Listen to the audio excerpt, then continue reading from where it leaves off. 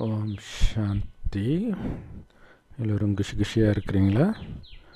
20/8/2024 சாக்கார முரளி பாப்தாதா சொல்கிறாங்க, இனிமையான குழந்தைகளே, எந்த வேலை செய்தாலும் அந்த ஒரு பாபாவின் நினைவில் நிலைத்திருந்து பண்ணுங்க.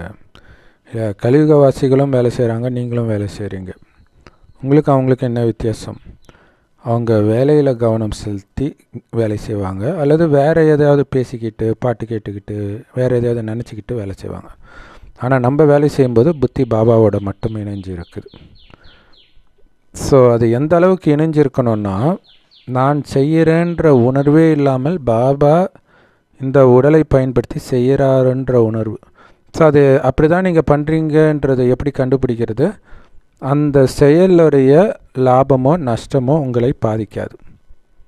அப்போ தான் நீங்கள் உண்மையிலே பாபா நினைவில் செய்கிறீங்கன்றது. இதுதான் அர்ப்பணிக்கிறது பாபா கிட்ட. நீங்கள் செய்கிற ஒவ்வொரு செயலையும் அதுதான் முழு அர்ப்பணம், டோட்டல் சரண்டர். ஸோ பாபாவை, அவர் இருக்கக்கூடிய நம்முடைய இனிமையான வீட்டை நினைவு செஞ்சுக்கிட்டே நடங்க, சுற்றுங்க. இல்லையா, நான் அங்கே போயிட்டுருக்கிறேன். இந்த சங்கமயுகம் ஃபுல்லாக பரந்தாமத்திற்கும் சொர்க்கத்திற்கும் போயிட்டு இருக்கிற யாத்திரைன்றது ஞாபகம் இருந்துக்கிட்டே இருக்கணும்.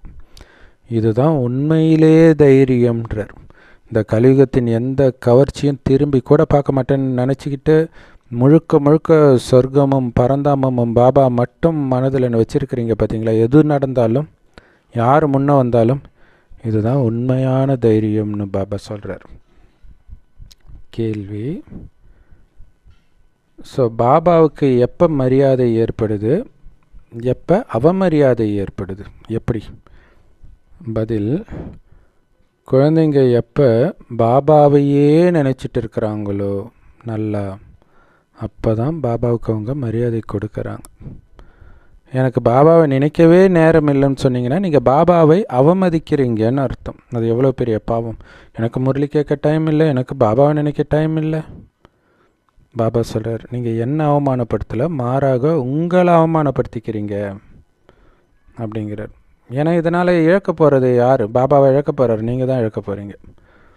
அதனால் சொற்பொழிவாற்றுவதற்கு மட்டும் பிரபலமானவர்களாக நீங்கள் இருக்கக்கூடாது. ஆனால் நினைவு யாத்திரைக்கும் நீங்கள் பிரபலமானவர்களாக இருக்கணும், பக்கா யோகியாகவும் இருக்கணும். அது உங்களுடைய நடத்தையில் தெரியும். ஸோ நினைவு யாத்திரைக்கான சார்ட் வைங்க, எவ்வளோ நேரம் நான் பாபா நினைவில் இருந்தேன் அப்படின்ட்டு. ஏன்னா நினைவினால் மட்டும்தான் ஆத்மாக்கள் சதோ பிரதானமாக ஆகும். ஓம் சாந்தி. ஆன்மீக தந்தை ஆன்மீக குழந்தைங்களுக்கு சொல்கிறார். அப்படின்னு என்ன அர்த்தம்? ஆத்மாவாகிய பாபா ஆத்மாவாகிய குழந்தைங்களுக்கு சொல்கிறார், ஆத்மான்ற உணர்வில் நிலைச்சிருங்க. நம்ம எப்பவுமே சொல்லலாம் இல்லையா, முரளியுடைய முதல் 2-3 லைன்லேயே நீங்கள் ஆத்மா உணர்வில் இருக்கிறீங்களான்றதை தான் இன்டைரக்டாக பாபா கேட்பார். 84 பிறவி சக்கரத்தை பாபா புரிய வைக்கிறார் இல்லையா, இதுதான் உண்மையான ஞானம். ஸோ பல ஜென்மத்திற்கான ஞானம் படிக்கிறது இந்த ஒரு ஜென்மந்தான், இதோடைய பலன் பல ஜென்மத்துக்கு வரப்போகுது. ஸோ அதனால தான் இந்த ஞானத்தை அந்தளவுக்கு நல்லா தாரணை பண்ணுறீங்க. ரொம்ப ரொம்ப ஈஸியான ஞானம் இது, புதுசே கிடையாது. ஒவ்வொரு கல்பத்திலும் நீங்கள் படித்து மாயை வென்று உலக ராஜ்யத்தை அடைந்தீர்கள் இந்த ஞானத்தினால. ஸோ அப்படிப்பட்ட ஞானத்தை பாபா புரிய வைக்கிறார். தங்க யுகத்திலிருந்து இந்த இரும்பு யுகம் வரைக்கும் நீங்கள் எத்தனை ஜென்மங்கள் மறுஜென்மங்கள் எடுத்தீங்கன்ட்டு. உண்மையிலே இந்த ஞானம் ஏற்கனவே உங்கள் புத்தியில் இருக்குது. அதை கொஞ்சம் கொஞ்சமாக ஞாபகப்படுத்துகிறார். ஏன் மற்ற தர்மத்தினருக்கு இது புரியலன்னா, உங்கள் புத்தியில் இந்த ஞானம் ஒருபொழுதும் கிடையாது. நம்ம புத்தியில் ஏற்கனவே இருக்குது, அதனால் டக்குன்னு பற்றிக்குது. இது படிப்பு. ஸோ சிருஷ்டியுடைய முதல் இடை கடை பற்றிய ரகசியத்தை நீங்கள் புரிஞ்சுக்கணும். ஒரு தந்தையை தவிர வேறு யாராலையும் இதை புரிய வைக்க முடியாது. பாபா சொல்கிறாரு, யோகான்னு சொல்கிற அந்த நினைவு யாத்திரை ஞானத்தை விட உயர்ந்தது இல்லையா? பாபா சொல்கிறார், ஞானி குழந்தைகளை எனக்கு பிடிக்கும். ஆனால் அதை விட யோகி குழந்தைகளை பிடிக்கும். ஏன்னா ஞானத்தை விட யோகம் உயர்ந்தது. ஞானம் கேட்குறீங்க, ஆனால் அது உள்ளே போச்சா? போயிருந்தால் அதே தான் உங்கள் நினைவில் இருக்கும். முரளி முடிச்சுட்டு ஒரு 5 பாயிண்ட் சொல்லுங்கன்னா 5 உங்களுக்கு ஞாபகம் இல்லைன்னா என்ன அர்த்தம்? ஏதோ கடமைக்கு படிக்கிறீங்கன்னு அர்த்தம். ஸோ அப்போ அது உங்கள் புத்தியில் இருக்கணும். அது அப்படியே நாள் ஃபுல்லாக அதே தான் ஓடிட்டு இருக்கணும். யாரோ ஒருத்தர் உங்களை புகழ்ந்தால் மறக்கிறீங்களா? இங்கே கடவுளே உங்களை புகழறார். நீங்கள் எப்படி இருந்தீங்க தெரியுமா அப்படின்னு பாபா நேற்று கேட்டார். ஸோ அதை நீங்கள் ஞாபகம் வச்சுக்கிறது தான் யோகா. பாபா சொன்னதெல்லாம் ஞாபகம் வச்சுக்கிறது, பாபாவை ஞாபகம் வச்சுக்கிறது, லட்சியத்தை ஞாபகம் வச்சுக்கிறது. இதில் எதை ஞாபகம் வைத்து கொண்டாலும் அது யோகாவே. இது ஞானத்தை விட உயர்ந்தது.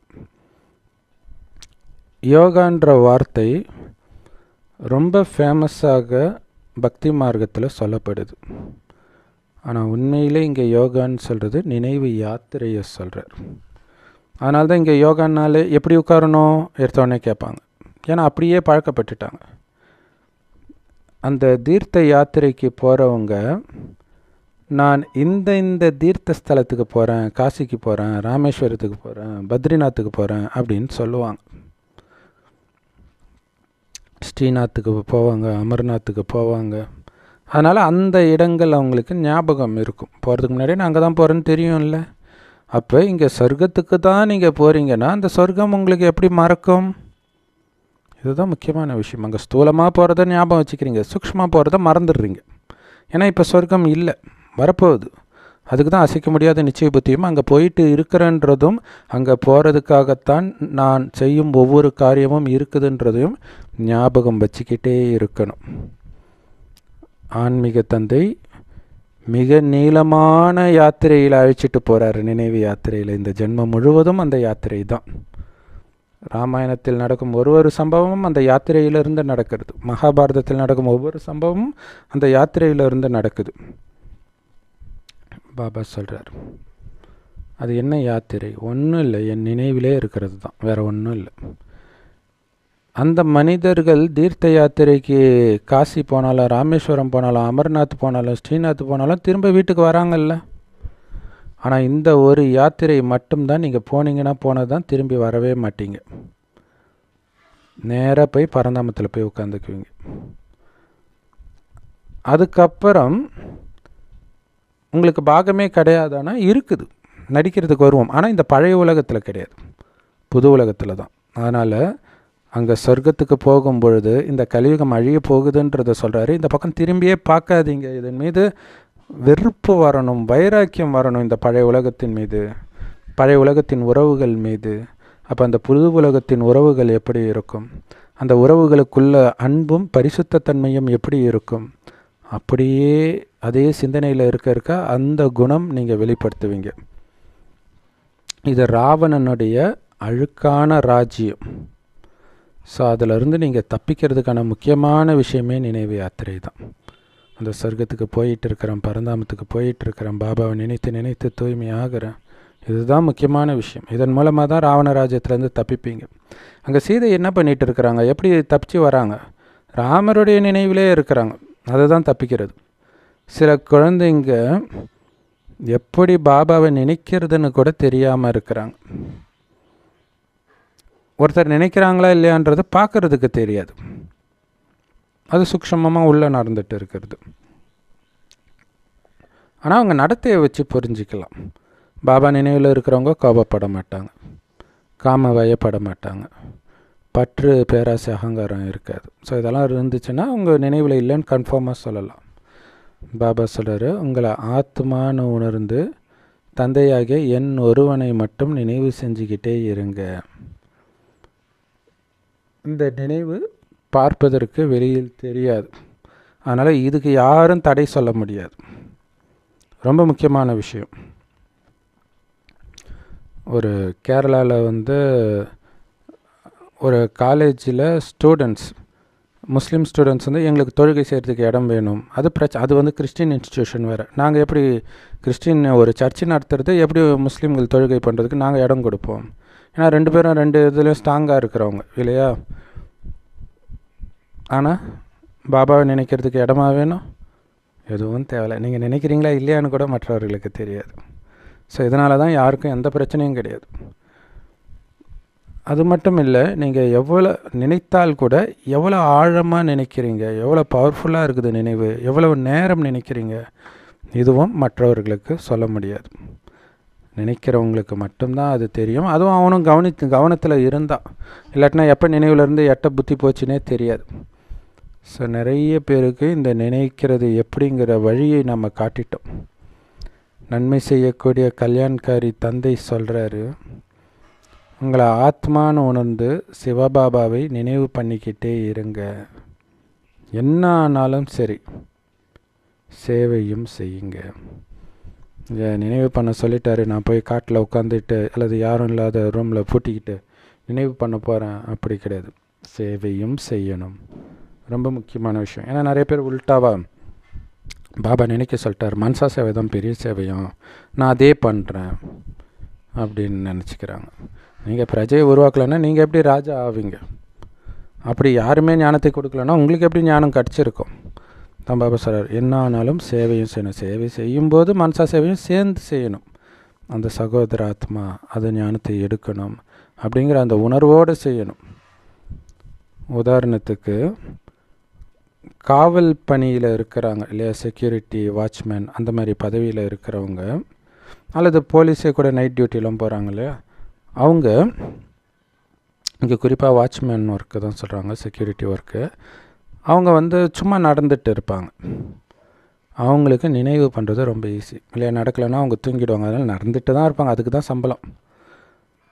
ஆனால் நினைவோடு நீங்கள் நடந்தீங்கன்னா, நீங்கள் நினைக்கிறீங்களா இல்லைன்னு தெரியாது, நீங்கள் வேறு ஏதாவது பண்ணால் முதலாளி கோச்சுக்குவார், என்னடா நான் உனக்கு இதுக்கு சம்பளம் கொடுக்குறேன்ட்டு. ஆனால் நீங்கள் நினைவு பண்ணுறதே அவங்களுக்கு தெரியாது.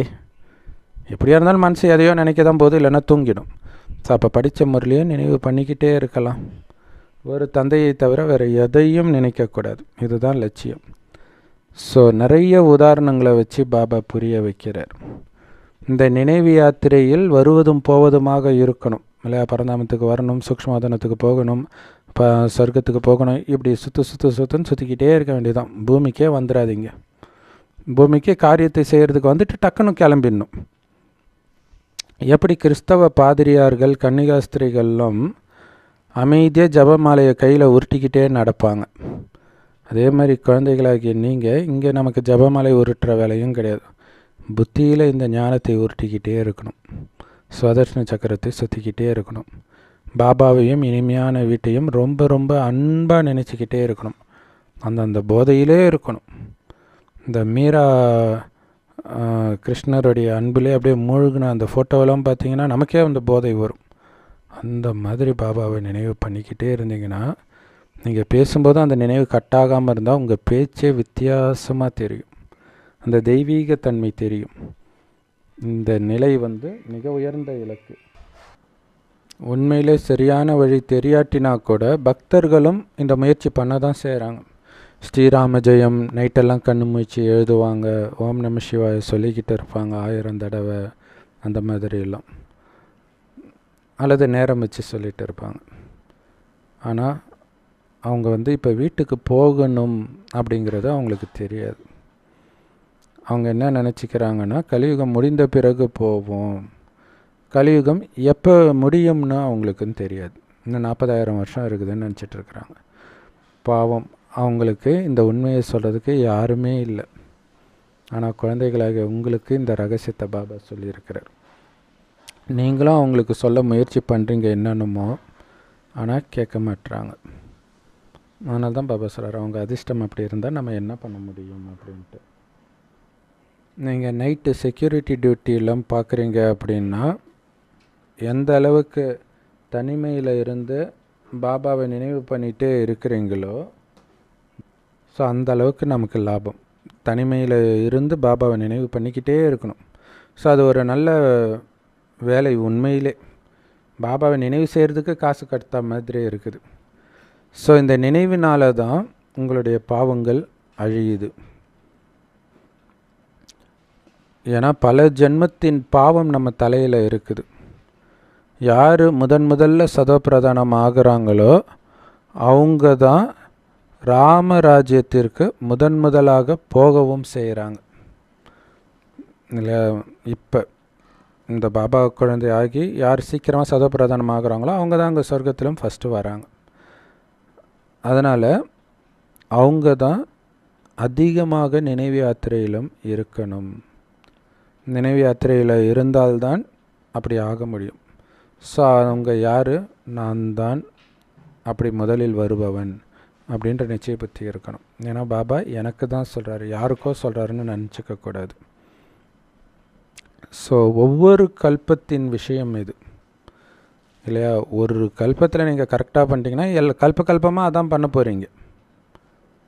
ஸோ அதை புரிஞ்சிக்கணும். அப்போ அதுதானே உங்களுக்கு சந்தோஷத்தை கொடுக்கும். ஆஹா, இந்த கல்பத்தில் எந்த விகாரத்துலையும் சிக்காமல் நம்ம தப்பிச்சிட்டோம், பாபா நினைவிலே மூழ்கி இருந்தோம், பாபா சொன்ன மாதிரியே எல்லாத்தையும் செஞ்சோம்னா ஒவ்வொரு கல்பத்திலையும் நான் இப்படி பண்ணிடுவேன்றது உங்களுக்கு எவ்வளோ ஆனந்தத்தை கொடுக்கும். ஸோ அப்போ ஒவ்வொரு கல்பத்திலும் அவங்க நினைவு யாத்திரையிலே மூழ்குவாங்க.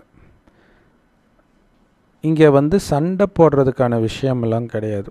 ஆஸ்தியை சண்டை போட்டு அடையலை, பாபா நினைவில் இருந்து மாயை வெற்றி கொண்டு அடையிறோம்.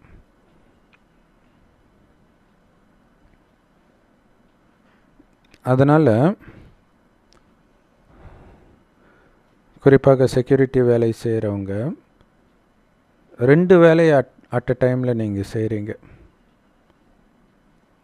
ஒன்று, அங்கே செக்யூரிட்டி வேலையும் பார்த்துக்கிறீங்க. என்ன கண்ணு முழிச்சிட்டு இருக்கணும், அவ்வளோதானே மெயின். கண்ணு முழிச்சிட்டு நீங்கள் பாபா நினைவிலே இருக்க போகிறீங்க. நீங்கள் முழிச்சிட்டு இருக்கிறீங்கன்னு தெரிஞ்சாலே யாரும் வரப்போகிறது கிடையாது. ஸோ அந்த வேலை மட்டும் இல்லை, எந்த வேலை செய்தாலும் பாபாவுடைய நினைவு தொடர்ந்து இருந்துக்கிட்டே இருக்கட்டும். அதில் பாபா சொல்கிறாரு, இதில் அதிக லாபத்தை செக்யூரிட்டி டியூட்டியில் இருக்கிறவங்க எடுக்க முடியுன்றார் இல்லையா? உலக மக்கள் அது ஒரு பெரிய வேலை கிடையாதுன்னு நினைப்பாங்க. ஆனால் அவங்க தான் உலகத்துக்கே மகாராஜா ஆகிறதுக்கான வாய்ப்பு ரொம்ப அதிகம். ஏன்னா அந்த வேலையே அவங்களுக்கு அந்த மாதிரி ஒரு தனிமை. ஏன்னா நைட்டு எல்லாம் தூங்கிடுவாங்க இல்லையா, எந்த டிஸ்டர்பன்ஸுமே இருக்காது. பாபா சொல்கிறாரு, நைட்டு மட்டும் இல்லை, பகல்லையும் சரி நைட்லேயும் சரி செக்யூரிட்டி டியூட்டியில் இருக்கிறவங்களுக்கு மிகப்பெரிய லாபம்ன்றார். நினைவில் இருக்கிற பழக்கத்தை மட்டும் அவங்க தாரணை பண்ணிக்கணும், வேறு எதுவும் கிடையாது. ஏன்னா அவங்களுக்கு வேறு எந்த ஒர்க்கும் கிடையாது இல்லை. ஜஸ்ட்டு அவங்களுக்கு கொடுக்கப்பட்ட இடத்துல நின்றுட்டு இருப்பாங்க. ரொம்ப கம்மியான வேலை தான் இருக்கும். வரும்போது அந்த கேட்டை திறந்து விடுறது இருக்கும், அல்லது வாங்கன்னு சொல்கிறது இருக்கும், அவ்வளவுதான். ஸோ அப்போ ஒவ்வொருத்தரையும் ஆத்மான்னு பார்த்து ஒரு தேவதையாக வராங்க அப்படின்னு நினைக்கிறது எவ்வளோ பெரிய ப்ராக்டிஸ் பண்ணுறதுக்கு மிக அற்புதமான வழி இல்லை? ஸோ பாபா அற்புதமான சேவை கொடுத்துருக்கிறார் நீங்கள் செய்கிறதுக்கு. ஸோ அதனால் செக்யூரிட்டி வேலை கிடைச்சவங்க ரொம்ப கொடுத்து வச்சவங்க. செக்யூரிட்டி வேலையும் கொடுக்குறாரு, நினைவு யாத்திரை வேலையும் கொடுக்குறாரு. ரெண்டும் ஒரே நேரத்தில் தான் பண்ண போகிறீங்க. ஸோ அதனால் பாபாவை நினைக்கிறதுக்கு மிக அற்புதமான வாய்ப்பு ஒரு வேலையில் இருக்குதுன்னா அது செக்யூரிட்டி வேலை தான்றார். நினைவு யாத்திரையில் இருக்கிறதுக்கு பல வழிகளை பாபா சொல்லிக்கிட்டே இருக்கிறார். உங்களுடைய வேலை காரியங்கள் இந்த மாதிரி இடங்களெல்லாம் நினைவில் இருக்கிறது கஷ்டம், மதுபனில் இருக்கிறதோட ஒப்பிடும் பொழுது. அதனால தான் நீங்கள் மதுபனுக்கே வரீங்க, பாபா நினைவிலேயே மூழ்கணும். பாபா இங்கே வாழ்ந்தார், இங்கே இருந்தார், இங்கே நடந்தார், அந்த நினைவிலேயே இருக்கணும். ஸோ அப்படி மதுபனுக்கு வரீங்க அப்படின்னா தனிமையில் மலை அங்கே எல்லாமே பாபா இங்கே தான் இருப்பாங்க. அதனால் உங்களுக்கு எந்த பிரச்சனையும் கிடையாது. நடுராத்திரி கூட நீங்கள் நடந்து போகலாம். ஸோ அதனால் அது மாதிரி நிறைய பேர் மலை மேலே ஏரியெல்லாம் யோகா பண்ணுவாங்க, பார்க்கலாம். நம்ம ஒரு கிளைமேட்டு நல்லா இருந்து இல்லாட்டினா ஒரு துணி போட்டு உட்காந்துக்கலாம். இல்லை கிளைமேட்டு ஜில்லுன்னு இருந்துச்சுன்னா பிரச்சனை கிடையாது, இல்லாட்டினா ரொம்ப ஹீட்டாக இருக்கும் இல்லையா? ஸோ மெயினாக அதிகாலையில் உட்காருவாங்க, அப்புறம் சாயங்காலம் போய் உட்காருவாங்க. ஸோ அந்த மாதிரி பாறையில் உட்காந்து நினைவு யாத்திரையில் உட்காருங்க. அதனால் இது நீங்கள் தனியாக ஒருத்தராக போனாலும் பிரச்சனை இல்லை, அல்லது 2-3 பேர் சேர்ந்து போய் யோகா பண்ணாலும் பிரச்சனை இல்லை. ஸோ அதனால் நிறைய பேர் இங்கேயுமே கூட பார்த்திங்கன்னா பர்வதமலை இந்த மாதிரி மலையில் போய் கூட பாபா குழந்தைங்க போய் யோகா பண்ணுவாங்க. ஆனால் நிறைய இடம் இருக்குது, அங்கே தான் போகணுன்னு அவசியம் இல்லை. பட் இது மதுபனுக்கு போகும்போது அது நம்ம அப்பாவுடைய வீடு, அதனால் அங்கே போகிறோம். மற்றபடி மற்ற மலைகளிலும் எந்த அளவுக்கு பாதுகாப்பு இருக்கும் அதெல்லாம் நமக்கு தெரியாது. பெண்கள் அது மாதிரி தனியாலும் போக முடியாது இல்லையா மற்ற இடங்களில். ஸோ இங்கே மதுபனில் இப்படி நினைவு யாத்திரையில் இருக்கிறதுக்கு நல்ல வாய்ப்பு இருக்குது. இங்கே முக்கியமான விஷயமே பாபாவுடைய நினைவில் இருக்கிறது தான். பாரதத்தின் பழமையான யோகம் ரொம்ப ரொம்ப ரொம்ப ரொம்ப ஃபேமஸ். அதை கற்றுக்க தான் வெளிநாட்டிலேருந்து இங்கே வந்து கடைசியில் பிஸ்னஸ் செய்கிற குருமார்கள் கிட்ட போய் மாட்டிக்கிறாங்க. இந்த நினைவு யாத்திரையின் மூலமாக மட்டும்தான் நம்மளுடைய பாவங்கள் அழியும். நாம் சதோப்பிரதானமாகவும் ஆவோம் இல்லையா. பாவங்கள் அழிய சதோப்பிரதானமாக ஆகிடுவோம், தூய்மையாகிடுவோம். அதனால் இதற்கு நல்ல முயற்சி பண்ணணும். நீங்கள் நினைவு யாத்திரையில் இருக்கிறத நீங்கள் செஞ்சு காட்டினீங்க. வேலை செய்யும்போது நினைவு யாத்திரையில் இருக்கிறீங்கன்னா அதுதான் உண்மையில் தைரியத்தின் காரியம்ன்ற. ஸோ காரியம் செய்யும் பொழுதும் புத்தி காரியத்தில் சிக்காமல் நினைவில் இருக்குது பாருங்கள், அதுதான் உண்மையிலே தைரியன்ற. மற்றபடி நீங்கள் காரியங்கள் செஞ்சு தான் ஆகணும். பாபா மலையில் போய் உட்கார சொன்னாருன்ட்டு ஓடிடுறது கிடையாது. பாபா மதுபனுக்கு வரும்போது மலையில் போய் உட்காந்துக்க சொன்னார். அதுவும் யோகா பண்ணுறதுக்கு ஒரு குறிப்பிட்ட டைம், மதியம் அங்கே போகவும் முடியாது. அப்போ அங்கேயும் போய் நம்ம சேவை தான் பண்ண போகிறோம். அங்கே கூட சேவை பண்ணாமல் கூட நீங்கள் முழுக்க முழுக்க யோகத்தில் கூட இருக்கலாம். ஆனால் வீட்டுக்கு வந்தப்புறம் நீங்கள் சரீர நிர்வாகத்துக்காக உங்கள் குடும்பத்தை பார்த்துக்கிறதுக்காக நீங்கள் வேலைக்கெல்லாம் போய் தான் ஆகணும். ஏன்னா இது இல்லற மார்க்கம். பாபா சந்நியாச மார்க்கத்தை கற்றுக் கொடுக்கல. அதனால் நீங்கள் உங்கள் குடும்பத்தோடு இருந்தாலும் தொழில் போன்றவைகளை செய்தாலும் நினைவு இருந்துக்கிட்டே இருக்கட்டும், பாபாவுடைய நினைவு. ஏன்னா இதில் தான் உங்களுக்கு அளவற்ற வருமானம் கிடைக்குது. இதை வச்சு தான் ஜென்மமாக பணக்கார குடும்பத்தில் பிறப்பீங்க. இல்லைன்னா ஏழை குடும்பத்தில் பிறந்துட்டு ஐயோ நான் என்ன பாவம் பண்ணேன்னு அழுது புலம்பி பிரயோஜனம் கிடையாது. சில குழந்தைங்களுடைய புத்தியில் பாபா என்ன சொன்னாலும் இது நுழைய மாட்டேங்குது. பாபா நினைவிலே இருங்கன்றது. அதனால தான் பாபா சார்ட் வைக்க சொல்கிறார். அப்போ தெரியும் நீங்கள் எந்த அளவுக்கு நினைக்கிறீங்க அப்படிங்கிறது, எவ்வளோ பலகீனமாக இருக்கிறீங்க அல்லது பலமாக இருக்கிறீங்கன்றது தெரிஞ்சுக்குவீங்க. ஸோ சில குழந்தைங்க கொஞ்ச நேரத்துக்கு எழுதுறாங்க, அவ்வளோதான் தூக்கி போட்டுடுறாங்க. பாபா எவ்வளோ வழிகள் சொல்லிக்கிட்டே இருக்கிறார். இப்படி பண்ணி குழந்தை, அப்படி பண்ணு குழந்தை, இப்படி நான் இந்த மாதிரி சார்ட் வை, இப்படியெல்லாம் சொல்கிறார். குழந்தைங்க பாபாவை பார்க்குறதுக்கு வரணும்னு நினைக்கிறாங்க மதுபனுக்கு. ஸோ அதில் நிறைய வருமானம் இருக்குது இல்லையா. அங்கே அந்த மாதிரி இடம் அது. வீண் விஷயங்களை பற்றி சிந்தனையே இல்லாத அளவுக்கு இருக்கும். ஆனால் இப்போ மொபைல் ஃபோன் வந்துட்டதுனால உடம்பு அங்கே இருந்தாலும் புத்தி எங்கே இருக்குது, வீட்டிலே இருக்குது. வீட்டில் சமைச்சிட்டாங்களா, சாப்பிட்டாங்களா, குழந்தை எங்கே போனால், இப்படி அந்த டைம்லலாம் ஃபோன்லாம் கிடையாது. ஸோ அங்கே போயிட்டால் அதுதான் உலகம். அப்படியே இருந்தாங்க. ஸோ மதுபனில் அந்த ஏகாந்தம் தனிமை வந்து நல்லா இருக்குது. ஸோ தனிமைனா தனியாக இருக்க போகிறதில்ல, வெறும் பாபா குழந்தைங்க மட்டும் இருப்பாங்க. அந்த வெளி உலக விஷயங்கள் இருக்காது. பாபா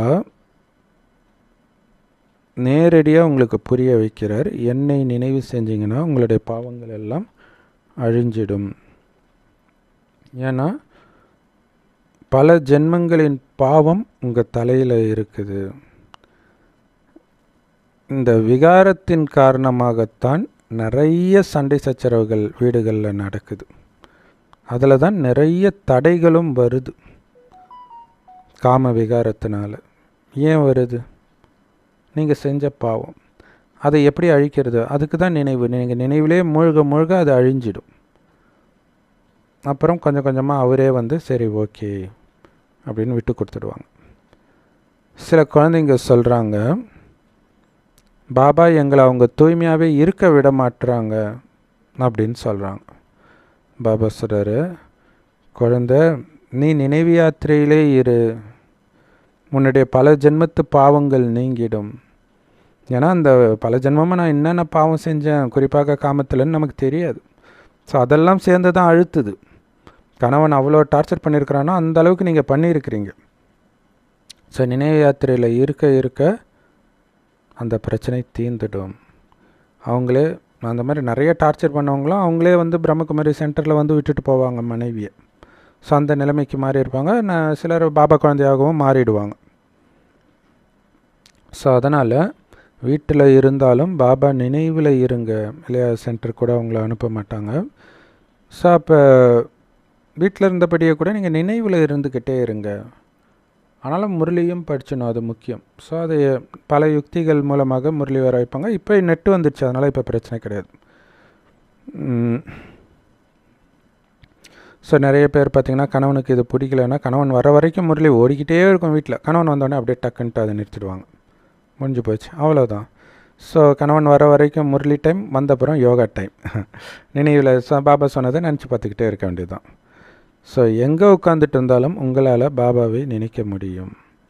கடையில் உட்காந்துட்ருக்கலாம், ஆஃபீஸில் உட்காந்துட்ருக்கலாம், ஸ்கூல் காலேஜில் உட்காந்துட்ருக்கலாம், அல்லது வீட்டில் வேலை செஞ்சிட்ருக்கலாம். எங்கேருந்து வேணாலும் நீங்கள் பாபாவை நினைக்க முடியும். எங்கே இருந்தாலும் இந்த பயிற்சி பண்ணிக்கிட்டே இருங்க. யார் உங்ககிட்ட வந்தாலும் அவங்களுக்கு இந்த செய்தியை கொடுங்க. என்ன செய்தி? ஆத்மாக்களின் தந்தை சிவபாபா சொல்கிறாரு, உங்களை ஆத்மான்னு உணர்ந்து சிவ பரமாத்மாவை நினைவு பண்ணிக்கிட்டே இருங்க. செம்பு நிறமான ஒளி உலகத்தில் நட்சத்திரம் மாதிரி ஜொலிக்கிறார். அங்கேருந்து தான் நாம் வந்தோம், மீண்டும் அங்கே போக போகிறோன்றது சதா மனதில் இருக்கட்டும் அப்படின்னு சொல்கிறார். இதுதான் யோக பலம்.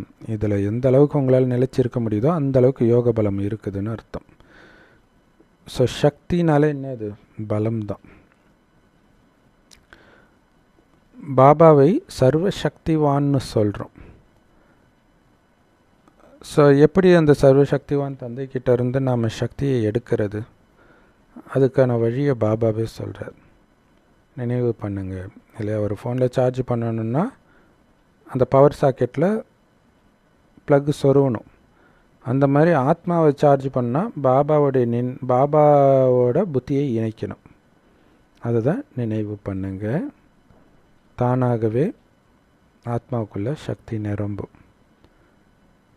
நீங்கள் சொர்க்கத்தில் சக்தி நிரம்பியவராகத்தான் இருந்தீங்க சத்தியுகத்தில்.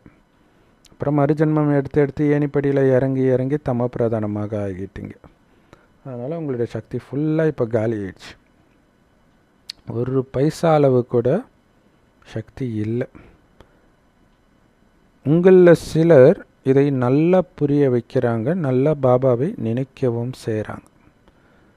அதனால் நீங்கள் ஒவ்வொருத்தரும் உங்களை நீங்களே கேளுங்க, உங்களுடைய சார்ட் எப்படி இருக்குது, சார்ட்டில் எவ்வளோ நேரம் நீங்கள் பாபாவை நினைவு செய்கிறீங்க அப்படிங்கிறத நீங்கள் எழுதுங்க. எழுதுனா தான் அந்த சார்ட்டு பார்க்கும்போது உங்களுக்கு தெரியும்.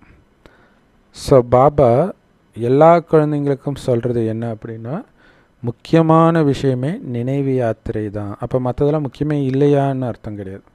எல்லாத்தையும் விட ரொம்ப முக்கியமானது நினைவு யாத்திரை. மற்றதும் முக்கியம்தான், ஆனால் இது அதை எல்லாத்தையும் விட அதிகம். எது பண்ணாலும் நினைவும் இருக்கணும்னு அர்த்தம்.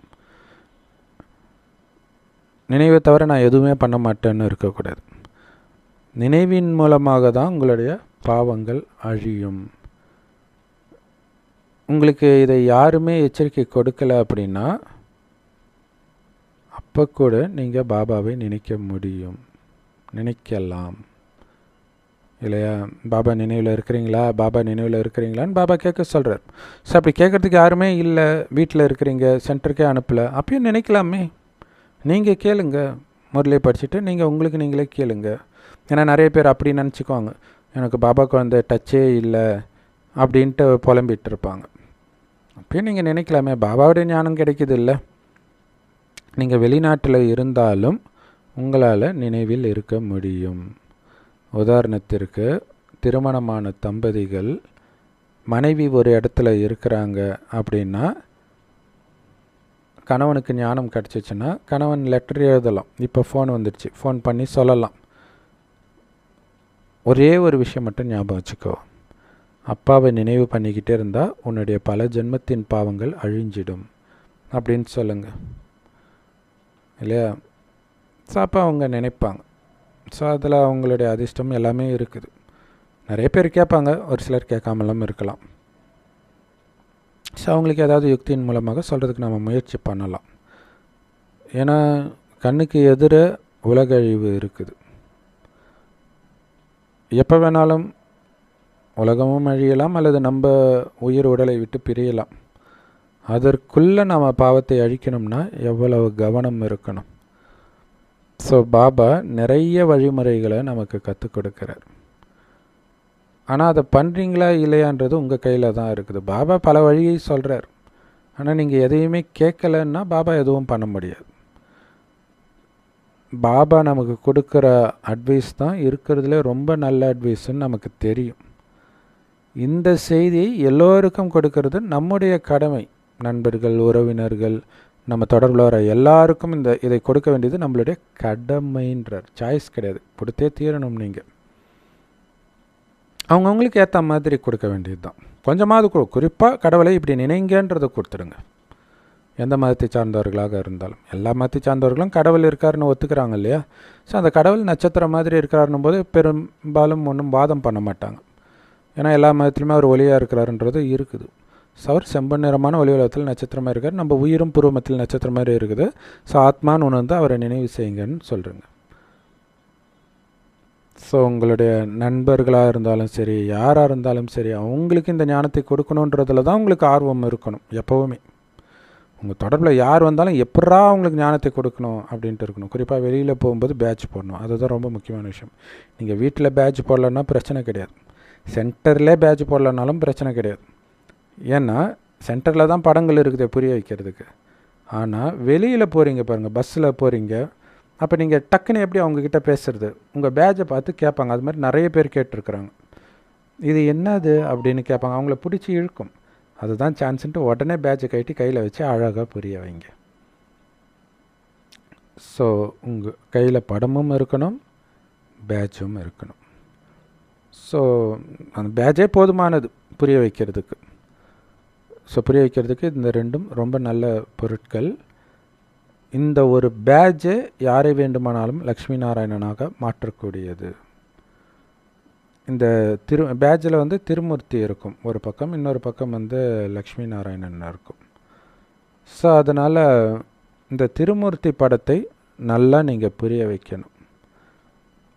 இந்த திருமூர்த்திக்கு மேலே இருக்கிறவர் சிவபாபா. அந்த மனிதர்களும் அஞ்ஞானத்தில் கூட திருமூர்த்தி படம் உருவாக்குறாங்க. ஆனால் மேலே சிவனை காட்டுறதில்ல. காரணம் சங்கரே சிவன் அவங்க நினச்சிட்டு இருக்கிறாங்க. சிவனை காட்டாத காரணத்தினால தான் பாரதத்தின் படகு மூழ்கிடுச்சு இல்லையா? கடவுளை மறைத்தால் இல்லையா, யார் கடவுள்னு தெரிஞ்சு அவரை நீங்கள் நினைவு பண்ணிட்டு இருந்தீங்கன்னா மூழ்கி இருக்காது. கடவுளே மறைச்சிட்டிங்களே. மற்ற மதத்தினர் வந்து அப்படி பண்ணுறது கிடையாது இல்லையா? பரமபிதா தான் கடவுள்ன்றதை கிறிஸ்தவர்களும் ஏற்றுக்கிறாங்க. ஆனால் அதே கடவுள் தான் இயேசுன்னு கொஞ்சம் குழம்பிடுறாங்க. அது வேறு விஷயம். முஸ்லீம்கள் அல்லா மட்டும்தான் கடவுள்ன்றாங்க. அது ஒரு முக்கியமான காரணம். அவங்க இப்போ வசதியாக இருக்கிறது, அவங்க லேட்டாக வராங்கன்னு ஒரு காரணம் இருந்தாலும் இதுவும் ஒரு காரணம். ஏன்னா பாபா சொல்கிறார், கடவுளை மறைச்சதுனால தான் நீங்கள் உங்களுடைய பாரதத்தின் படகே மூழ்கிடுச்சுன்றார். இப்போ அந்த சிவபாபாவை நினைவு செய்வதன் மூலமாக மட்டும்தான் பாரதத்தின் படகு கரை சேரும். பத்தித்த பாவனா அழுக்காக இருக்கிற எங்களை தூய்மையாக்க வாங்கன்னு கூப்பிட்டீங்க ஒரு பக்கம். இன்னொரு பக்கம் அவர் எங்கும் நிறைந்தவர்னும் சொல்கிறீங்க. ஸோ அப்படி ஒரு சில்லறத்தனமான தப்பு நீங்கள் பண்ணியிருக்கிறீங்க. தூய்மையாக்க வான்னு ஒரு பக்கம் கூப்பிட்டுட்டு அவர் எல்லா இடத்துலையும் இருக்கிறாருன்னா எல்லா இடத்துலையும் இருக்கிறவரை எதுக்கு கூப்பிட்றீங்க? ஸோ அப்போ அது எவ்வளோ ஒரு சில்லறத்தனமான தப்பாக இருக்குது பாருங்கள். ட்ரிவியல் மிஸ்டேக்ஸ்ன்னு சொல்லுவாங்க. ஸோ பாபா இங்கே உட்காந்து எப்படியெல்லாம் நீங்கள் சொற்பொழிவு ஆற்றணும் அப்படின்னு சொல்லி கொடுக்குறாரு. அதுவும் நேற்று முறையில் சொல்லியிருப்பார். ஒரு குழந்தைக்கு சொல்லிக் கொடுக்குற மாதிரி எளிமைப்படுத்தி சொல்லிக் கொடுக்குறாரு. நம்மளும் அப்படி எளிமையாகத்தான் புரிய வைக்கணும். அது ரொம்ப முக்கியமான விஷயம். பாபா நமக்கு எப்படி சேவை செய்யணும், எப்படி மியூசியத்தை திறக்கணும், எல்லாத்துக்கான வழியை கொடுத்துக்கிட்டே இருக்கிறார். அப்போ தான் நிறைய பேர் வருவாங்க. எப்படி வந்து சர்க்கஸ்லாம் வந்து பெரிய பெரிய சிட்டியில் தான் போடுவாங்க. ஏன்னா நிறைய பொருட்கள் வச்சுருப்பாங்க மேலேயா. அப்போ அவ்வளோ செலவு பண்ணி ஒரு இடத்துக்கு எடுத்துகிட்டு வந்து டென்ட்டு போட்டு சர்க்கஸ் போடணும், அத்தனை பேருக்கு சம்பளம் கொடுக்கணும், சாப்பாடு போடணும் அப்படின்னா நிறைய பேர் வந்து பார்க்கணுமே. கிராமத்தில் இருக்கிறவங்க சிட்டிக்கு வருவாங்க, சிட்டியில் இருக்கிறவங்க கிராமத்துக்கு போக மாட்டாங்க. ஸோ அதனால தான் பெரிய சிட்டியில் அதை போடுவாங்க. சுற்றி இருக்கக்கூடிய நிறைய கிராமங்கள்லேருந்து வந்து, ஏன்னா அவங்க சிட்டியில் வந்து தான் பர்ச்சேஸ் பண்ணுவாங்க நிறைய பொருளை. இப்போ வரும்போது அப்படியே சர்க்கஸ் பார்த்துட்டு போவாங்க. ஸோ அந்த டைமில் அப்போ சினிமா, சர்க்கஸ் இவ்வளோ தான் கேளிக்கையே. இப்போயும் சர்க்கஸ்லாம் கூட்டம் வரும் தான் நினைக்கிறேன். ஸோ அதனால தான் பாபா சொல்கிறார், அதே மாதிரி நீங்கள் கூட ரொம்ப அழகான மியூசியத்தை பெரிய பெரிய நகரங்களில் கட்டுங்க. ஸோ அதை பார்த்தவுடன் மனிதர்கள் சந்தோஷம் அடைஞ்சு மற்றவர்களுக்கும் சொல்லுவாங்க, அங்கே போய் பார்ப்பா, நல்லா இருக்குதுப்பா, சொர்க்கத்துக்கே போன மாதிரி இருக்குதுப்பா அப்படின்னு ஃபீல் ஆகணும். ஒரு கோயில் மாதிரி ஆக்குங்க. அது ரொம்ப முக்கியமான விஷயம். அந்த உணர்வு இல்லையா, அந்த கோயிலுக்கு வர ஒரு ஃபீல் வரணும் அவங்களுக்கு. ஏன்னா இஸ்கான் கோயிலுன்றாங்க. ஆக்சுவலாக இஸ்கான் வந்து அந்த பகவத்கீதை படிக்கிற இடம்தான். ஆனால் அது ஒரு கோயில் மாதிரி வச்சுருப்பாங்க போல இருக்கு. நான் போனது கிடையாது. பட்டு அந்த மாதிரி நம்ம உருவாக்கணும் மியூசியமை. அப்போ தான் அவங்களுக்கு வந்து பார்க்கணும் அப்படின்னு தோணும். ஸோ இப்போ நிறைய இடங்களில் வந்து போட்டில் உட்கார வச்சு ஒரு தண்டவாளம் மாதிரி போட்டிருக்கிறாங்க. அது மேலே போட்டு சக்கரத்தோடு இருக்கும். அதில் விசிட்டர்ஸ் உட்காருவாங்க. அது அப்படியே நகரும் ஒரு படமாக. இவங்க அப்படியே உட்காந்த இடத்துலே. ஸோ அந்தளவுக்கு வசதி பண்ணுறாங்க. இப்படியாவது கேளுங்க அப்படிங்கிற மாதிரி உட்காந்துக்கிட்டு அவங்க நடந்து கூட வர தேவையில்லை அப்படிங்கிற மாதிரி. ஸோ அப்படி உட்காந்துட்டு இருக்கும்போது டக்குன்னு ஏஞ்சி போக மாட்டாங்க, வேறு எங்கேயும் பார்க்கணுன்னு தோணாது. ஸோ அது ஒரு நல்ல யுக்தி. அது பாபா சொல்கிறாரு, என்னென்ன சேவையெல்லாம் நடக்குதோ அது அத்தனையும் துல்லியமாக முந்தைய கல்பத்தில் நடந்த மாதிரியே தான் நடக்குது. இருந்தாலும் சதோப்பிரதானம் ஆகிறதுல நீங்கள் ரொம்ப ரொம்ப கவனம் கொடுக்கணும். ஏன்னா யோகம் ரொம்ப ரொம்ப முக்கியன்றார். சதோப்பிரதானம்ன்றது யோகம் தெய்வீக குணத்தை தாரணை பண்ணணும், அசுர குணத்தை அழிக்கணும். ஸோ அதில் கவனம் கொடுத்துக்கிட்டே இருக்கணும். என்னுடைய பார்வை ஒரு அசைவும், நான் உலக மேடையில் இருக்கிறேன், எல்லாம் பார்த்துட்ருக்குறாங்க, ஹீரோ பார்ட்டு பண்ணுறேன் அப்படின்னு கவனம் வைத்து உங்களுடைய ஒவ்வொரு வார்த்தை மட்டும் இல்லை, உங்களுடைய எண்ணம் கூட இருக்கணும். எண்ணம் சுத்தமாக இருந்தால் தானாகவே வார்த்தை, பார்வை, செயல் எல்லாமே சுத்தமாக இருக்க போகுது. இதில் தான் சில குழந்தைகள் அலட்சியமாகி தவறு பண்ணிடுறாங்க. ஸோ மாயா நினைவு யாத்திரையில் தான் தடைகளையே ஏற்படுத்துது. ஏன்னா நினைவு கரெக்டாக இருந்தாலே கவனம் இருக்க போகுது. அப்போ உங்களுடைய நடத்தையும் அற்புதமாக இருக்கும். நினைவு இல்லை அப்படின்னா சாதாரண மனிதர் மாதிரி நடந்துக்குவீங்க. அதனால் உங்கள் மனசை கேளுங்க, அந்த அளவுக்கு நினைவு பண்ணுறதுல எனக்கு ஆர்வம் இருக்குதா, அதற்கான முயற்சி பண்ணுறேன்னா. மற்றபடி இந்த ஞானம் பொதுவான விஷயம், யார் வேணாலும் புரிஞ்சிக்க முடியும். இந்த ஞானத்தை பாபாவை தவிர வேறு யாரும் புரிய வைக்க முடியாது தான். ஆனாலும் இங்கே முக்கியமான விஷயம் வந்து நினைவு யாத்திரை. ஏன்னா இந்த ஞானமே நினைவில் இருங்கன்னு சொல்கிறதுக்கு தான். இதோடைய சாரம் அது தானே. 84 பிறவி எடுத்தோம், எல்லாம் ஓகே தான். இப்போ ஆரம்பத்தில் போகணும், அதுக்கு நினைவு பண்ணி உங்களுடைய குணத்தை மாற்றிக்கணும். இறுதியில் ஒரு தந்தையை தவிர வேறு யாருடைய நினைவும் வரக்கூடாது. அப்படி இருந்தால் தான் நம்ம தப்பிப்போம். ஸோ அதுக்கு இப்போதுலேருந்து நீங்கள் முயற்சி பண்ண தான் அந்த நிலையை அடைய முடியும்.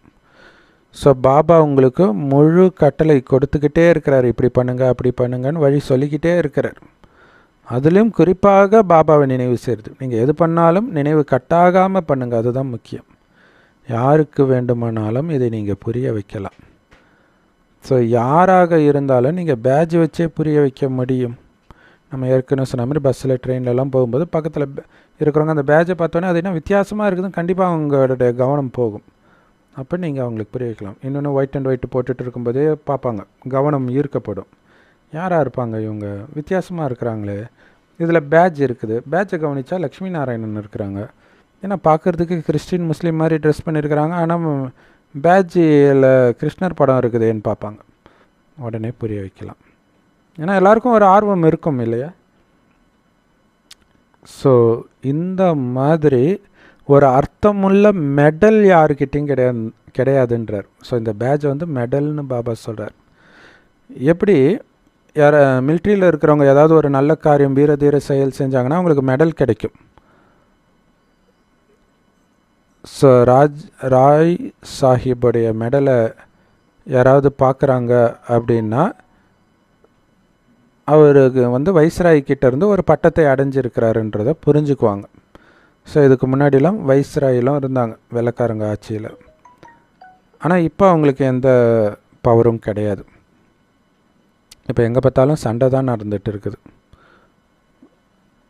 மனிதர்களுடைய எண்ணிக்கையோ அதிகமாகிட்டே இருக்குது. அதனால் சிட்டியில் அவங்களுக்கு இடமே பத்தலை. ஏன்னா எல்லோரும் சிட்டியை நோக்கி தானே வந்துட்டுருக்குறாங்க. அதனால தான் 8 மாடி 10 மாடின்னு கட்டிகிட்டு இருக்கிறாங்க. மும்பையிலலாம் பார்த்திங்கன்னா 100 மாடி 200 மாடிலாம் கட்டியிருப்பாங்க. எப்படி பர்மிஷன் கொடுக்குறாங்க என்னன்னே தெரியல.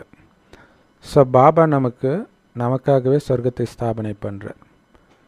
ஸோ நிறைய பேர் அழிஞ்சிடுவாங்க, கொஞ்சம் பேர் தான் மீதி இருப்பாங்க. அப்புறம் என்ன, நிறைய நிலம் இருக்கும் உங்களுக்கு. அது மட்டும் இல்லை, அங்கே இருக்கிற எல்லாமே புத்தம் புதியதாக இருக்கும். ஸோ அந்த புத்தம் புதிய உலகத்துக்கு போகிறதுக்கு நல்ல முயற்சி பண்ணணும். ஒவ்வொரு மனிதனும் உயர்ந்த பதவி அடையிறதுக்கு முயற்சி பண்ணுறான். லௌகீகத்திலே கூட படிக்கிறதுலாம் எதுக்கு, ஏன் இந்த முயற்சி பண்ணுறான்?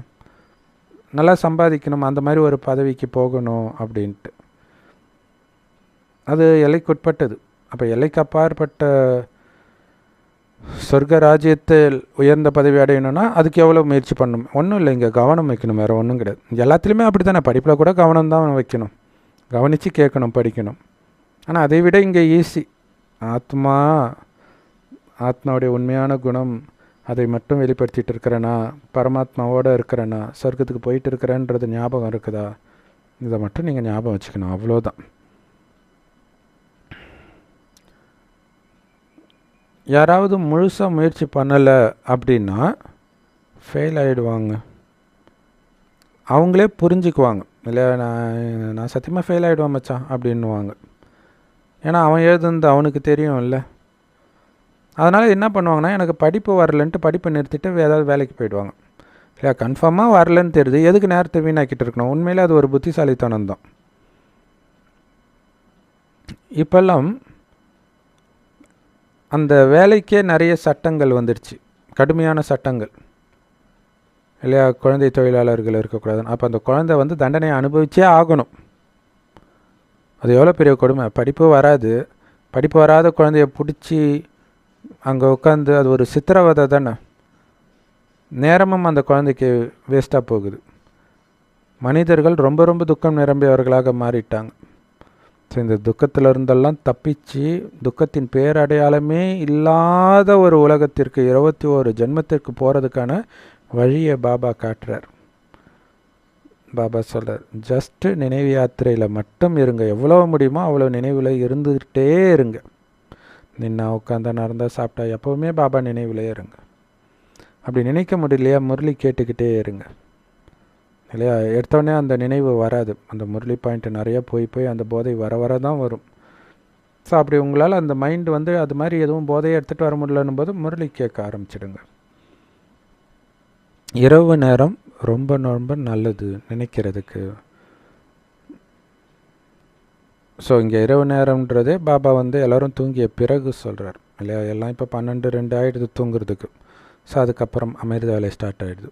அப்போ நினைக்கிறதுக்கு நல்ல நேரம். இது இல்லாமல் செக்யூரிட்டி வேலை செய்கிறவங்களுக்கு ஃபுல்லாகவே இல்லையா, அவங்க இருக்கிற இடத்துல எந்த டிஸ்டர்பன்ஸும் இருக்க போகிறது கிடையாது. ஸோ எப்படி பார்த்தாலும் நீங்கள் பாபாவை நினைவு பண்ணுங்கள். படுத்துட்டு கூட நினைவு பண்ணுங்கள். உங்கள் கணவன் என்ன, நீ இங்கே உட்காந்துட்டு என்ன பண்ணிகிட்டு இருக்கிற, லைட்டை போட்டுன்னு டார்ச்சர் பண்ணுற கணவன்மார்கள்லாம் இருக்கிறாங்க. நீ நினைக்கக்கூடாது, 4 மணிக்கு எழுந்திரிக்கக்கூடாது, நீ எழுந்திரிச்சு சமைக்கிறதுக்கு எழுந்திரிக்கிறது இதெல்லாம் அவங்களுக்கு பிரச்சனை இல்லை. யோகா பண்ணுறதுக்கு எழுந்தா மட்டும் பிரச்சனை பண்ணுவாங்க. அதான் பாபா சொல்ல, நீங்கள் படுத்துக்கிட்டே நினைவு பண்ணுங்கள், தூங்காமல் மட்டும் பார்த்துக்கோங்க. அப்போ தூங்காமல் இருக்கணும்னா நைட்டு வந்து தூங்குறதுக்கு ஒரு 2 மணி நேரம் முன்னாடியே நீங்கள் சாப்பிட்ருக்கணும். அதுக்கப்புறம் தான் படுக்கவே போகணும். அப்போ ஜீரணமான பிறகு நீங்கள் காலைல ஃப்ரெஷ்ஷாக ஃபீல் ஆகும். அப்போ உங்களால் படுத்துட்டு கூட நினைக்க முடியும். ஆனால் நைட்டு சாப்பிட்ட உடனே தூங்க போனீங்கன்னா அது ஒழுங்காக ஜீரணமாகாதனால படுத்தா இல்லை, உட்காந்துட்டு இருந்தால் கூட நீங்கள் தூங்கிட்டு தான் இருப்பீங்க. அதான் பாபா சொல்கிறார், சிலர் தூங்கிடுறாங்க. ஏன்னா வயதானவர்கள் வந்து ரொம்ப நேரம் உட்கார முடியாது இல்லையா? அப்போ அவங்க படுத்துக்கிட்டே பாபா நினைவிலே இருக்கலாம். ஆனால் அவங்க அப்படியே தூங்கியும் போயிடுறாங்க அப்படின்ட்டு பாபா சொல்கிறார்.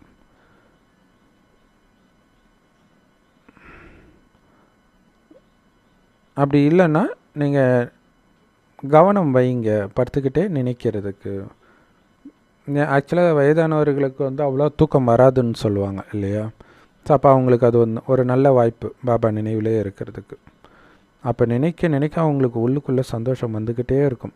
அந்த சொர்க்கத்தில் நான் எப்படி இருப்பேன், என்னுடைய குடும்பம் எப்படி இருக்கும், இதை நினச்சி அந்த சந்தோஷத்தை வர வைக்கணும். ஏன்னா இதில் தான் அளவற்ற வருமானமும் வருது, இப்போவே சந்தோஷமும் வருது உள்ளூர. ஸோ நிறைய பேர் என்ன நினைக்கிறீங்கன்னா, இன்னும் நேரம் இருக்குதுன்னு நினைக்கிறீங்க. ஆனால் எப்போ மரணம் வரும்னு தெரியாதே.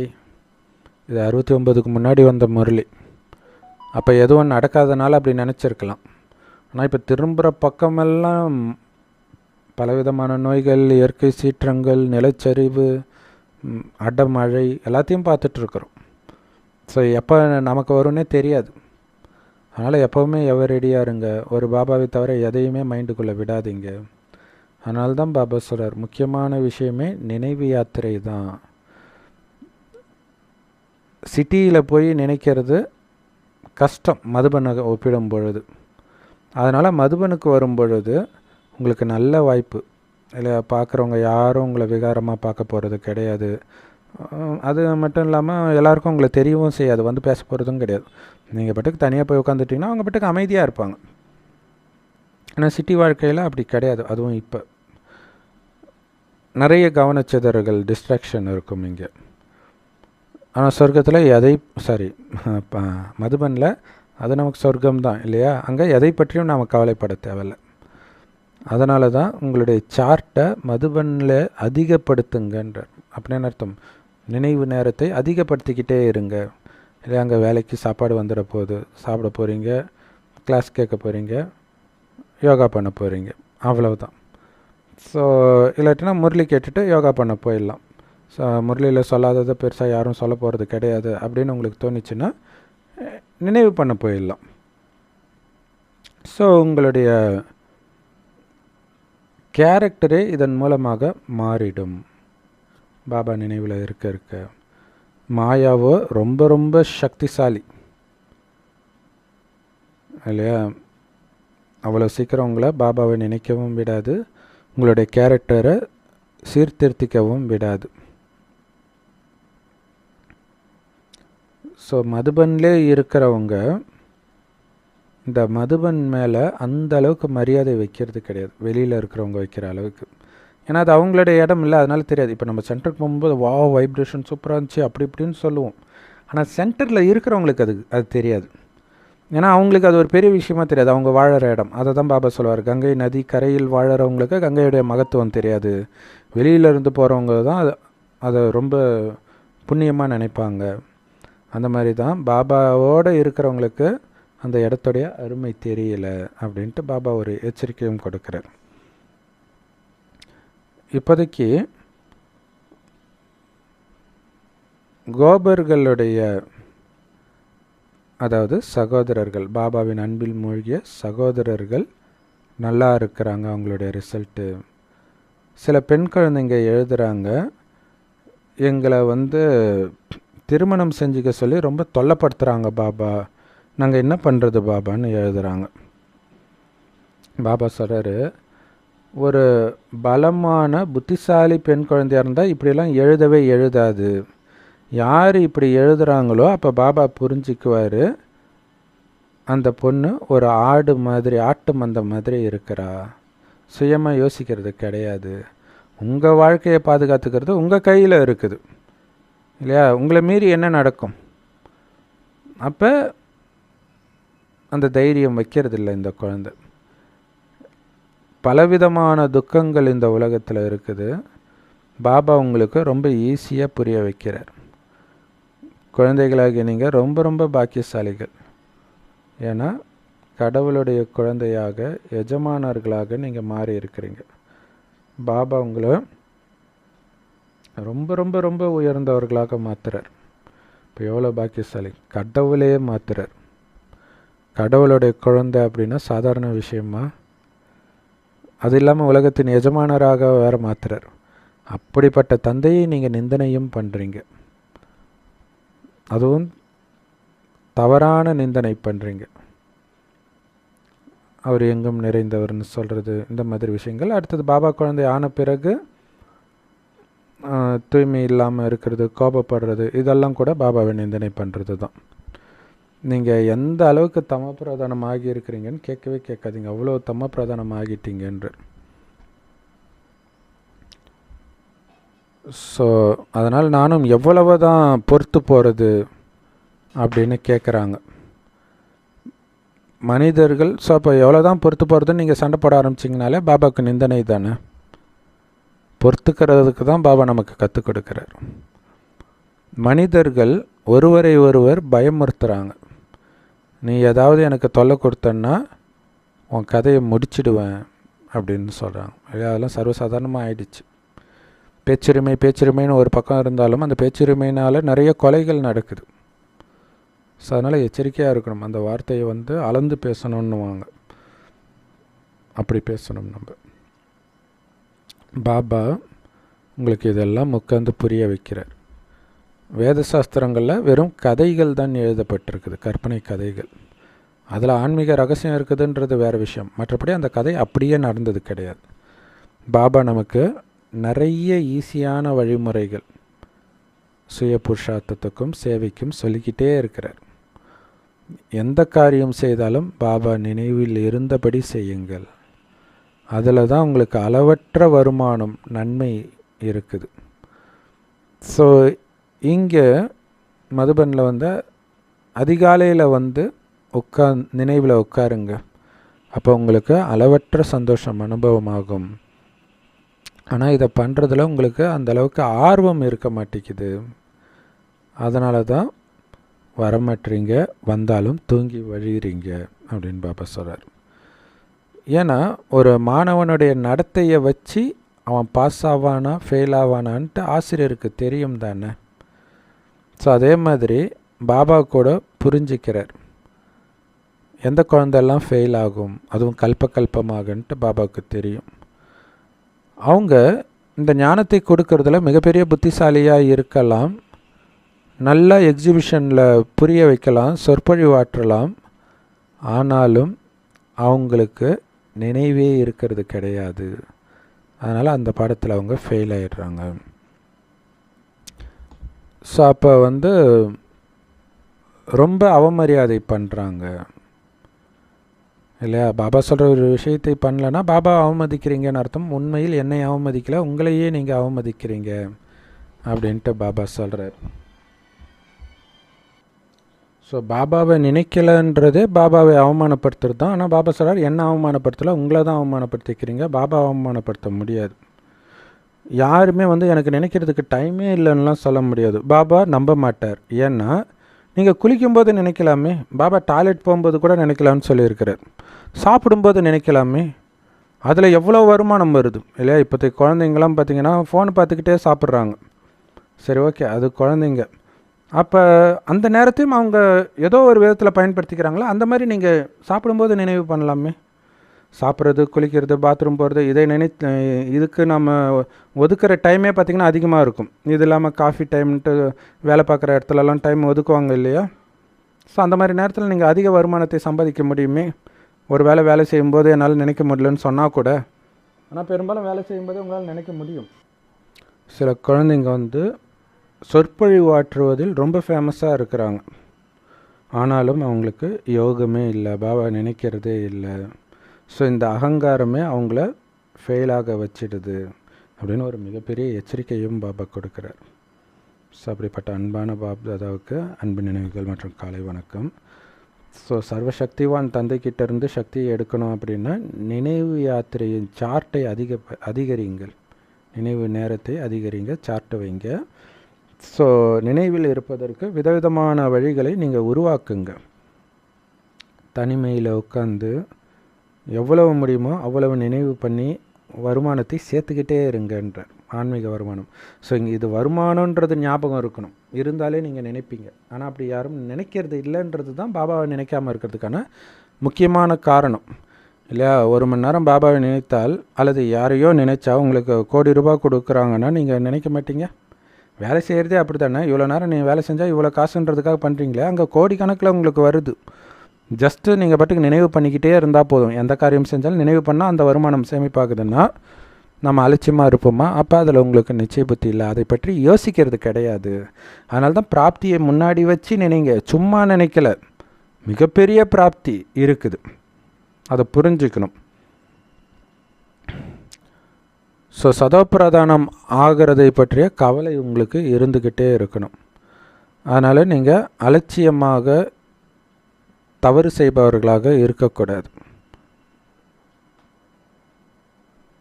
ஸோ சதோப்பிரதானம் ஆகணுன்ற கவலை எப்போவுமே இருந்துகிட்டு இருக்கும். அதை தவிர வேறு எந்த கவலையும் நமக்கு கிடையாது கலியுகத்தை, இந்த சங்கமயுகத்தில். ஸோ அதனால் கவனம் வைக்காமல் இருக்கிறதுனால தான் நிறைய பாவம் பண்ணுறோம், தப்பு பண்ணுறோம். ஸோ அதனால் கவனம் வைங்க, பாபாவை நினைக்கணும், சதோப்பிரதானம் ஆகணும், சொர்க்கத்தில் உயர்ந்த பதவி அடையணும் அப்படின்ற இந்த 3 விஷயத்தை நினச்சி பார்த்து பார்த்து ஒவ்வொரு காரியத்தையும் செய்யுங்க, தப்பு பண்ண மாட்டீங்க. ஸோ அதனால் நான் நல்லா ஞானம் சொல்கிறேன் அப்படின்ற அகங்காரத்தில் இருந்துடக்கூடாது, நினைக்கவும் பண்ணணும். ஸோ சேவை செய்கிறதுலையும் உங்களுக்கு ஆர்வம் இருக்கணும், அது கூடவே நினைவு யாத்திரையிலும் இருக்கணும். செம பவர்ஃபுல்லான வர்தானம் ஸ்லோகன். பாபா கிட்ட அனைத்தையும் ஒப்படைப்பதன் மூலமாக தாமரை மலர் போல் விலகியவராகவும் அன்பானவராகவும் இருக்கக்கூடிய டபுள் லைட் ஃபரிஸ்தா ஆகுங்கள். அதுக்கு விளக்கம், பாபாவுடையவராக ஆகிறதுனால என்ன அர்த்தம் தெரியுமா? எல்லா சுமையும் பாபா கிட்ட கொடுத்துட்டீங்கன்னு அர்த்தம் இல்லையா? ஒரு குழந்தை பிறக்குதுன்னா அந்த குழந்தைய வளர்க்குறது எல்லா பொறுப்பும் அப்பா அம்மாவுடையது. அந்த குழந்தை ஃப்ரீயாக இருக்கும். அதனால தான் குழந்தையாக இருக்கும்போது ஜாலியாக இருக்கிறோம். எப்போ பெருசானதுக்கப்புறம் நீங்கள் சுமையை சுமக்க ஆரம்பிக்கிறீங்களோ அப்போ தான் பிரச்சனை வருது. ஸோ அப்போ பாபாவுடையவர் ஆகிறது தான் டபுள் லைட்டாக இருக்கிறதும். டபுள் லைட்னா என்ன? எல்லாத்தையும் பாபா கிட்ட கொடுத்துட்றது. உங்களுக்குன்னு எதுவுமே கிடையாது, இந்த உடம்பும் இது கிடையாது அப்படின்னு நீங்கள் சொல்கிறீங்க. அப்போ அந்த உடம்பே உங்களுடையது இல்லை அப்படின்னா வேறு என்ன உங்களுடையதாக இருக்க போகுது?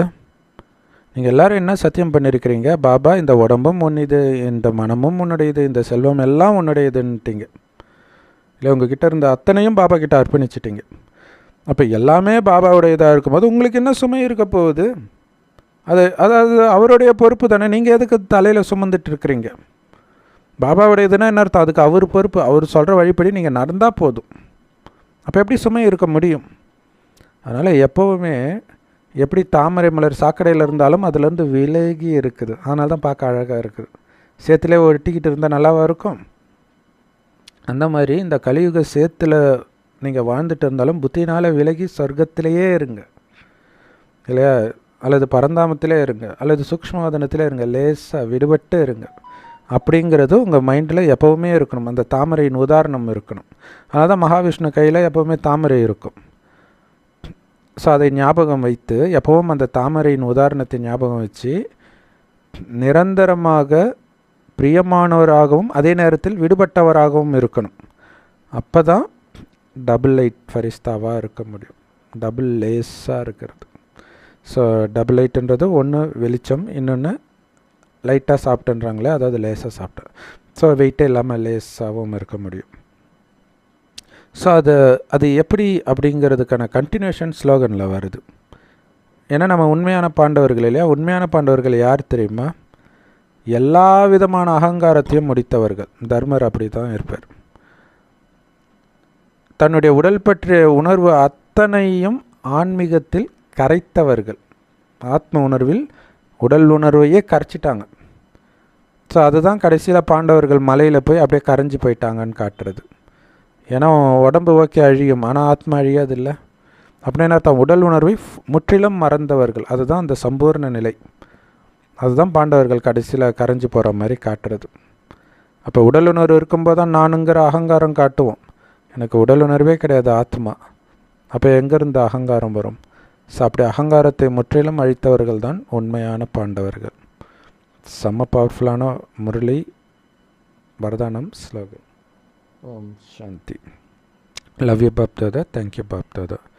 குஷியாக இருங்க, குளிர்ச்சியாக இருங்க.